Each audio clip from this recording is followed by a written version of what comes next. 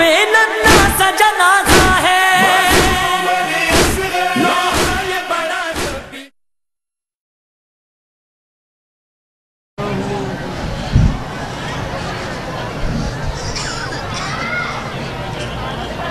بسم اللہ الرحمن الرحیم الحمدللہ رب العالمین والعاقبۃ للمتقین الصلاۃ والسلام علی من کان نبیا وآدم بین الماء والطین وعلی بیتہ طیبین الطاہرین المعصومین اما بعد فقط قال اللہ تعالی تبارک فی کلامہ المجید بسم اللہ الرحمن الرحیم قل لا اسألکم علیہ اجرا الا المودۃ فی القربی صلوات بآواز بلند پڑھ لیجیے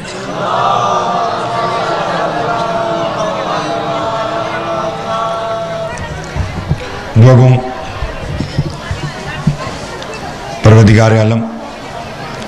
ہم سب کے اس فرش عزا پہ بیٹھنا قبول منظور فرمائے بانیان مجلس کی مولا دل مقاصد پورے فرمائے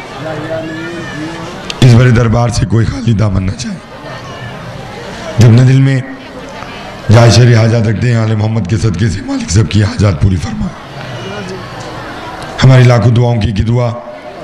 ہمارے وارث کا ظہور جلد فرمائے بس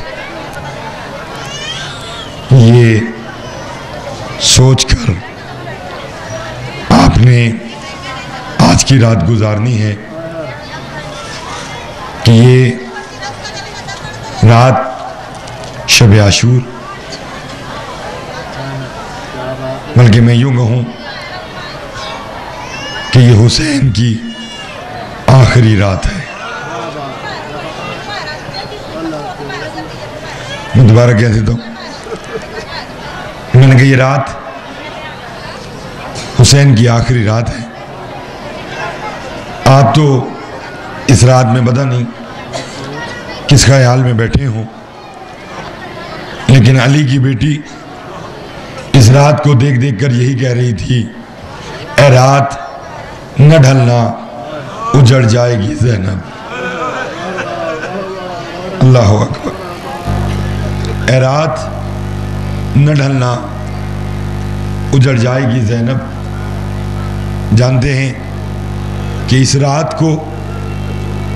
حسین نے مختلف حصوں میں تقسیم کیا کبھی جی ہاں بے شک بھائی کہہ رہے کہ رات نہ ڈھلے جانتے کیوں کہ حسین نے اس رات میں خیام حسینی کا جب جائزہ لیا تو ماتم کرنے کے لیے یہ جملہ کافی ہے کوئی ماں کہہ رہی ہے اکبر تجھے قاسم سے پہلے شہید ہونا ہے کوئی کہہ رہی ہے قاسم تجھے عباس سے پہلے شہید ہونا ہے کوئی کہہ رہی ہے اونو محمد تمہیں اکبر سے پہلے شہید ہونا ہے پتہ نہیں کون میرا جملہ سن کر کتنا روئے گا اس خیمے کے اندر ایک بی بی نے رو کر کہا کاش آج میری بھی اولاد ہوتی تو میں بھی اسی طرح کہتی کہ میرا اکبر میرا اصغر میرا قاسم یا ہر بی بی جناب ام کلثوم کے پاس آئی آ کر کہا ام کلثوم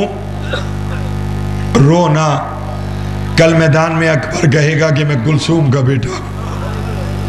کل میدان میں قاسم کہے گا کہ میں کلثوم کا بیٹا ہوں اور انہیں والوں رات کے اس پہر میں علی کی بیٹی نے حسین کو پاس بلایا